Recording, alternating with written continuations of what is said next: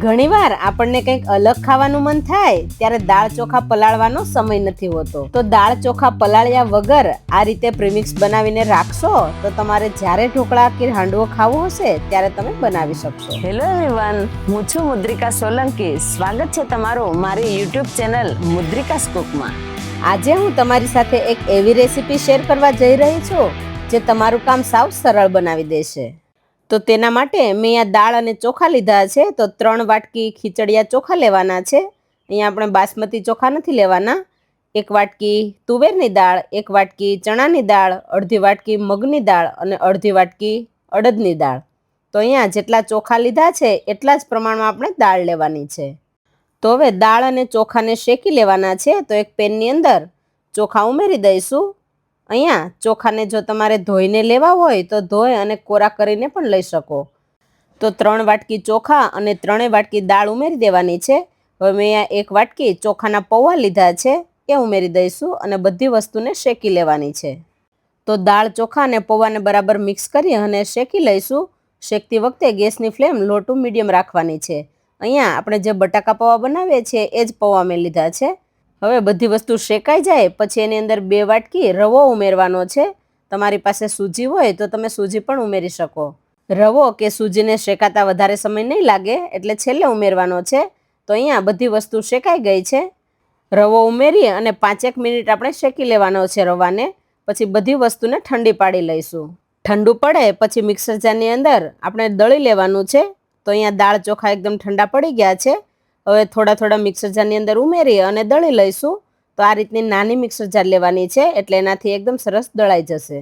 તો અહીંયા થોડું મિક્સર ઉમેરતા જઈશું અને દળી લઈશું.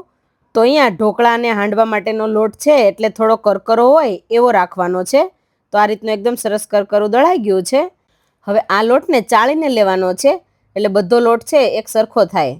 તો અહીંયા થોડું દળતા જઈશું અને આ રીતે ચાળી અને તૈયાર કરી લઈશું.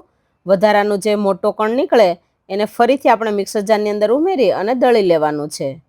તો હવે ચાળેલું નીકળ્યું છે એની અંદર આપણે ફરી પાછા દાળ ચોખા ઉમેરી અને દળી લઈશું. તો આ રીતે બધું મિક્સરને આપણે દળી લેવાનું છે. તો અહીંયા દાળ ચોખાને દળી લીધા છે અને લોટને ચાળી પણ લીધો છે. એકદમ સરસ આ રીતનો કરકરો લોટ તૈયાર થઈ ગયો છે. તો આપણો ઢોકળા અને હાંડવા માટેનો લોટ બનીને તૈયાર થઈ ગયો છે. તો દાળ ચોખા પલાળવાની કોઈ ઝંઝટ નહીં રહે. હવે ઢોકળા અને હાંડવાનું પ્રીમિક્સ આપણે એક એરટાઇટ ડબ્બાની અંદર ભરી લઈશું. હવે આ પ્રીમિક્સમાંથી તમને જ્યારે ઢોકળા કે હાંડવો ખાવાનું મન થાય ત્યારે માત્ર છાશ અને પાણી ઉમેરી અને તમે આ ઢોકળા હાંડવાના પ્રીમિક્સને આથો લાવવા માટે મૂકી શકો અને એમાંથી તમે ઢોકળા અને હાંડવો આસાનીથી બનાવીને ખાઈ શકો. તો અહીંયા આપણું ઢોકળા હાંડવા માટેનું પ્રીમિક્સ બનીને તૈયાર થઈ ગયું છે.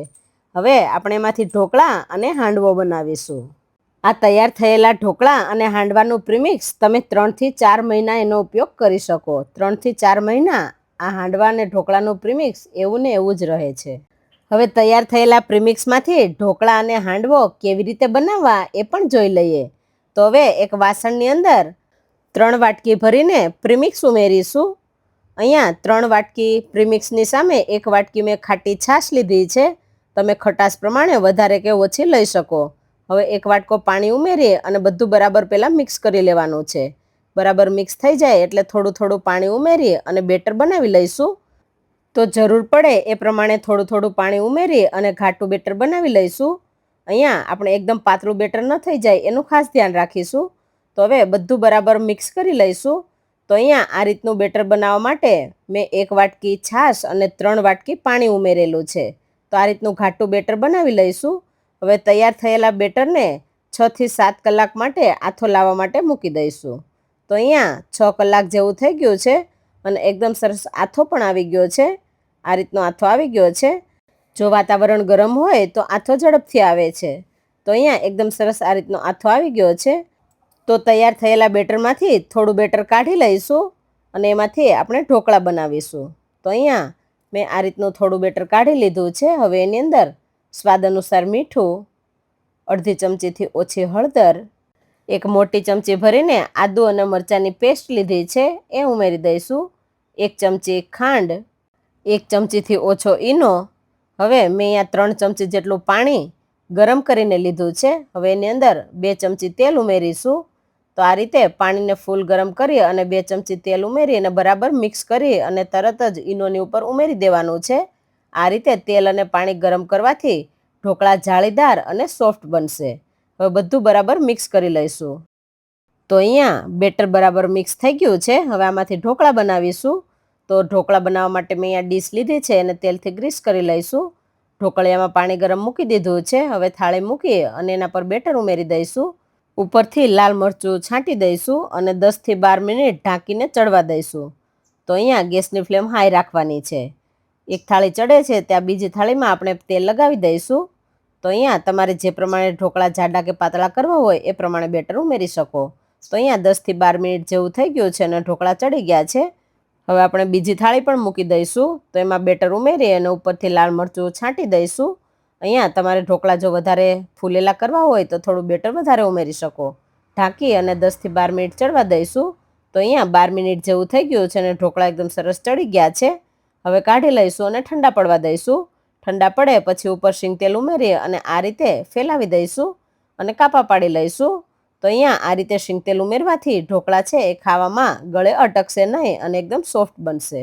તો અહીંયા આ રીતના એકદમ સ્મૂથ અને પોચા ઢોકળા બનીને તૈયાર થઈ ગયા છે. અને તોડીને જોઈ લઈએ તો ઢોકળા એકદમ સરસ જાળીદાર પણ બનીને તૈયાર થયા છે. તો આ તૈયાર થયેલા ઢોકળાને વઘાર કર્યા વગર જ ખાવાની ખૂબ જ મજા આવશે. તો આવી રીતે બધા ઢોકળાને આપણે કાઢી લેવાના છે. હવે બીજી ડીશ આપણે ઢોકળા બનાવેલા હતા એને પણ કાઢી લઈશું. તો આ રીતે કાપા પાડી અને ઢોકળાને અલગ કરી લઈશું. તો અહીંયા આપણા પ્રીમિક્સમાંથી એકદમ સરસ ઢોકળા બનીને તૈયાર થઈ ગયા છે. તો તમે આ પ્રીમિક્સમાંથી આ રીતના ઢોકળા જરૂરથી ટ્રાય કરજો. હવે બાકી રહેલા બેટરમાંથી આપણે હાંડવો બનાવીશું. તો બાકીનું બેટર એક વાસણમાં કાઢી લઈશું. હવે એની અંદર મેં 1 વાટકી ખમણીને દૂધી લીધી છે એ ઉમેરી દઈશું. અડધી વાટકી જેટલા લીલા વટાણા, અડધી વાટકી મેં અહીંયા મકાઈના દાણા લીધા છે એ ઉમેરીશું. અડધી વાટકી કોથમીર, 2 ચમચી આદુ મરચાંની પેસ્ટ. હવે મેં અહીંયા અડધી વાટકી શિંગદાણાને શેકી અને ફોતરા કાઢી અને અધકચરો ભૂકો કરી લીધો છે એ ઉમેરીશું. સ્વાદ અનુસાર મીઠું, અડધી ચમચીથી ઓછી હળદર, 1 ચમચી લાલ મરચું, 2 ચમચી ખાંડ. હવે બધી વસ્તુને બરાબર મિક્સ કરી લેવાની છે. તો અહીંયા તમને જે શાકભાજી ભાવતા હોય એ તમે આની અંદર ઉમેરી શકો. તો અહીંયા બધી વસ્તુ બરાબર મિક્સ થઈ ગઈ છે અને આપણો હાંડવા માટેનું બેટર બનીને તૈયાર થઈ ગયું છે. આ રીતનું ઘટ્ટ રાખવાનું છે.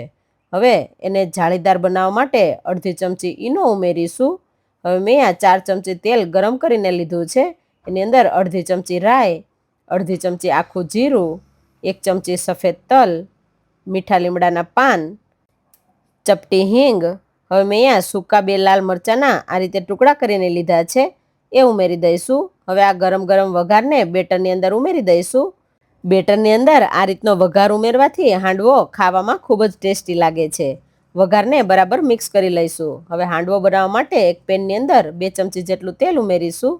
તેલ ગરમ થાય એટલે 1 ચમચી સફેદ તલ અને તેલને આ રીતે ફેલાવી દઈશું. તલ ફૂટી જાય એટલે લીમડાના પાન ઉમેરીશું. હવે આપણે જે હાંડવાનું બેટર બનાવેલું છે એમાંથી 2 ચમચા જેટલું બેટર ઉમેરી દઈશું અને બરાબર સેટ કરી લઈશું. તો આ રીતે જે પ્રમાણે હાંડવો બનાવવો હોય એ પ્રમાણે બેટર ઉમેરી શકો. તો આ રીતે બેટરને ફેલાવી દઈશું. હવે ગેસની ફ્લેમ લો રાખી અને હાંડવાને ચડવા દેવાનો છે. તો ઢાંકીને ચડવા દઈશું. તો અહીંયા 7થી 8 મિનિટ જેવું થઈ ગયું છે અને હાંડવો એક બાજુ ચડી ગયો હશે. તો આપણે જોઈ લઈશું. તો કિનારી પરથી હાંડવાને પહેલાં અલગ કરી લઈશું. તો હાંડવો આસાનીથી પલટી જાય એ રીતનો હોય તો પલટાવવાનો છે, નહીં તો આપણે ફરી પાછો ચડવા દેવાનો છે. તો અહીંયા હાંડવો આ રીતે પલટાવી દેવાનો છે. એકદમ સરસ એક બાજુ ચડી ગયો છે. હવે બીજી બાજુ આપણે હાંડવાને ચડવા દઈશું. તો અહીંયા ઢાંકી અને ફરી પાછો 7થી 8 મિનિટ ચડવા દેવાનો છે. તો 7થી 8 મિનિટ જેવું થઈ ગયું છે અને હાંડવો ચડી ગયો છે. હવે કાઢી લઈશું. હવે આપણે નાની પેનની અંદર હાંડવો બનાવીશું. તો એમાં 1 ચમચી તેલ, અડધી ચમચી સફેદ તલ, મીઠા લીમડાના પાન. હવે આપણે તૈયાર થયેલું બેટર છે એમાંથી થોડું બેટર ઉમેરી દઈશું. તો અહીંયા 1 ચમચા જેટલું બેટર ઉમેરી દેવાનું છે અને બેટરને બરાબર સેટ કરી લઈશું અને ઢાંકી અને ચડવા દઈશું. તો અહીંયા 7થી 8 મિનિટ જેવું થઈ ગયું છે. આ હાંડવો એક બાજુ ચડી ગયો છે. હવે બીજી બાજુ પલટાવી દઈશું. તો અહીંયા આ રીતે નાનો હાંડવો બનાવવો હોય તો તમે આ રીતની નાની પેનમાં બનાવી શકો. તો અહીંયા બંને બાજુ હાંડવો એકદમ સરસ ચડી ગયો છે. હવે કાઢી લઈશું. તો અહીંયા એક જ પ્રીમિક્સમાંથી અલગ અલગ 2 આઈટમ બનીને તૈયાર થઈ ગઈ છે. તો જ્યારે હાંડવો કે ઢોકળા ખાવાનું મન થાય ત્યારે દાળ ચોખા પલાળવાની બિલકુલ ઝંઝટ નથી. આ રીતનું પ્રીમિક્સ બનાવીને રાખશો તો ગમે ત્યારે તમે ઢોકળા અને હાંડવો બનાવી શકશો. તો તમે પણ આ રેસીપી જરૂરથી ટ્રાય કરજો. અને રેસીપી પસંદ આવી હોય તો વિડીયોને લાઇક શેર કરજો. અને આવી અવનવી રેસીપીનો ખજાનો જોવા માટે અમારી ચેનલ મુદ્રિકાસ કુકને સબસ્ક્રાઈબ કરવાનું ના ભૂલતા. Thank you.